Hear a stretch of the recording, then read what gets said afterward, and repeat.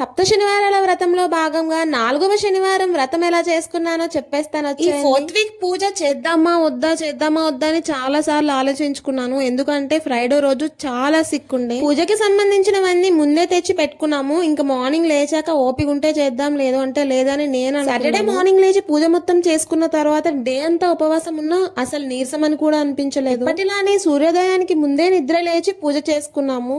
ఎంత త్వరగా లేచినా పూజ స్టార్ట్ అయ్యేసరికి మాక్సిమం 6 అయిపోతుంది. స్టార్టింగ్ లో అఖండ దీపానికి ఒత్తులు బయట తీసుకునేదాన్ని, కానీ ఇంట్లోనే చేస్తున్నాను 2 వీక్స్ నుంచి. ఆ ఏడుకొండల స్వామి వారికి ఉదయం పూజ మొత్తం అయ్యేసరికి 2 to 2.5 hours పడుతుంది. ఎప్పటిలానే పూజ మొత్తం అయిపోయిన తర్వాత స్వామివారికి నైవేద్యం కోసం అరటిపళ్ళు, నల్ల నువ్వులు, చిమ్నీలు, దానితో పాటు నల్ల ద్రాక్ష పళ్ళు సమర్పించాను. 1 అయిన తర్వాత ఇంకా ప్రసాదాలు చేద్దామని స్టార్ట్ చేశాను. సాయంత్రం ఎప్పుడో పూజ కదా, ఇప్పుడెందుకు నైవేద్యాలు ప్రిపేర్ చేస్తున్నాం మధ్యాహ్నమే అని అంటే టైం చాలా పడుతుంది. నాకైతే నేను ఒక్కదాన్నే చేసుకోవాలి కాబట్టి చాలా టైం. అమ్మవారికి నైవేద్యాలు చేయడానికి ఆల్మోస్ట్ ఆఫ్టర్నూన్ 1 to 1:30కి స్టార్ట్ చేస్తే అయ్యేసరికి 5 అయిపోతుంది. 4:30 నుంచి 5. ఫస్ట్ ఇక్కడ స్వామివారికి ఎంతో ఇష్టమైన చక్కెర లడ్డూలు చేయడానికి ప్రిపేర్ చేస్తున్నాను. శనగపిండి బ్యాటర్ రెడీ చేసుకుని దాన్ని ఒక చిన్న బౌల్లో తీసుకుని ఈ లోపు పులిహోర అండ్ దద్దోజనంకి రైస్ కుక్కర్ పెట్టేశాను. అది అయిపోతూ ఉంటుంది. ఇంకా రైస్ కుక్కర్ కి 2 విజిల్స్ వచ్చిన తర్వాత దాన్ని తీసి పక్కన పెట్టుకొని చక్కెర లడ్డూలు చేయడానికి ఒక ప్యాన్ పెట్టుకుని అందులో ఆయిల్ వేసుకుని హీట్ చేస్తున్నాను. ఈ లోపు స్టీల్ గిన్నె ఇంకొకటి పెట్టి దాంట్లో షుగర్ సిరప్ రెడీ చేసి షుగర్ వేసిన తర్వాత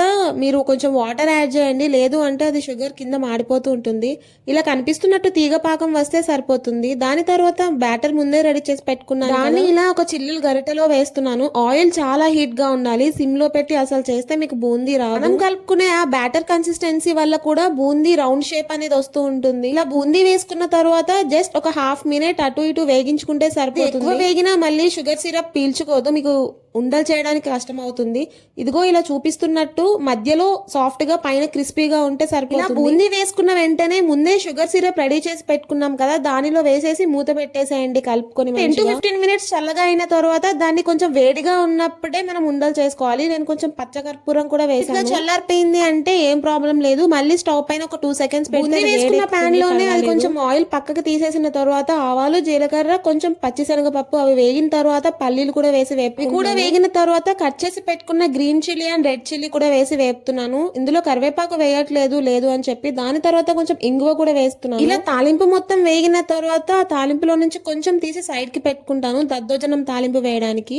దాని తర్వాత ముందే రెడీ చేసి పెట్టుకున్న చింతపండు ప్యూరీ కూడా వేసేసి సాల్ట్ వేసేసి కలుపుకోవడం. అది వేగే లోపు ఆవు పాలతో తోడు వేసిన పెరుగులో అన్నం కలిపి ఇలా దద్దోజనం తాలింపు కూడా వేసేసాను. ఇలా ఉండలు కూడా చేసేసుకున్నాను అది చల్లారిన తర్వాత. ఇలా పులిహోర తాలింపు మొత్తం దగ్గరగా ఉడికిన తర్వాత దాన్ని తీసి రైస్ లో వేసి కలిపేసుకుంటాను. పులిహోర కూడా అయిపోయిన తర్వాత అటుకులు నానబెట్టుకుని అందులో కొంచెం తేనె, నెయ్యి అండ్ కొంచెం షుగర్ కూడా వేసి కలుపుకుంటున్నాను అటుకులు ప్రసాదంకి. నేను ఈ క్షీరాన్నం అండ్ పంచామృతాల కోసం ఆవు పాలు తీసుకుంటున్నాను. ఆ ఆవు పాలే యూజ్ చేస్తాను. రైస్ కొంచెం మెత్తగా ఉడికిన తర్వాత ఇక్కడ పాలు పోసేస్తున్నాను. పాలు మొత్తం దగ్గరకు అయ్యే వరకు పాలు పోసిన తర్వాత అది కలుపుతూ ఉండండి, లేదు అంటే అది కింద అడుగు పడుతూ ఉంటుంది. పాలు సరిపోలేదని ఇలా రైస్ మొత్తం మెత్తగా ఉడికిపోయిన తర్వాత ముందే బెల్లం ఇలా తరిగి పెట్టుకున్నాను, దాన్ని కూడా వేసేస్తున్నాను. క్షీరాన్నం కూడా అయిపోయిన తర్వాత వాటిలో తాలింపు వేయడానికి నేతిలో ఇలా జీడిపప్పు, కిస్మిస్ వేపిస్తున్నాను. చేసుకున్న క్షీరాన్నంలో కొంచెం అండ్ రవ్వ కేసరిలో కూడా కొంచెం వేసి ప్రసాదాలన్నీ రెడీ చేసుకునేసరికి ఆల్మోస్ట్ 4:30 అయిపోయింది. ఇంకా క్లీనింగ్ స్టార్ట్ చేశాను.